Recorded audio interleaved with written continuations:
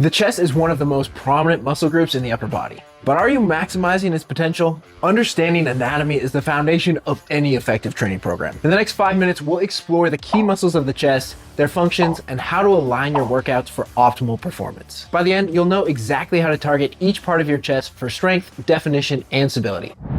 Let's start with the basics. The chest is made up of 3 primary muscles: the pectoralis major, the pectoralis minor, and I like to include the serratus anterior. The pec major is the largest and most visible chest muscle. It's a fan-shaped muscle with 2 key heads: the clavicular head, which originates from the clavicle and contributes to upper chest development, and the sternal head, which originates from the sternum and the cartilage of the first 6 ribs. Both heads converge to insert into the humerus or upper arm bone. The pec major is responsible for 3 primary functions: horizontal adduction, which brings your arms across your body as seen in chest flies; shoulder flexion, or raising your arms forward like an incline press; and internal rotation of the humerus. Beneath the pec major lies the pec minor, a smaller triangular muscle. It originates from the 3rd to 5th ribs and inserts into the coracoid process of the scapula. The pec minor stabilizes the scapula by pulling it downward and forward, and also assists with rib cage elevation during heavy breathing.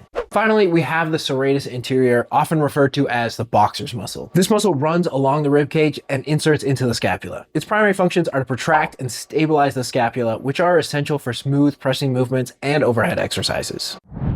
Understanding how these muscles work and interact is the foundation for designing effective chest workouts. By aligning exercises with the natural function of these muscles, you'll not only improve performance, but also reduce the risk of injury. Here's a quick breakdown of these movements and some exercises you probably already know. For horizontal adduction, we have things like the flat chest press, cable chest flies, the pec deck machine. For shoulder flexion, we have things like incline presses. For shoulder adduction, think decline press, chest dips. For internal rotation, we can do single arm cable presses or presses with inward rotation. And for scapular protraction and stabilization, which is critical for pressing mechanics and shoulder stability, we have things like scap push-ups or bear crawls.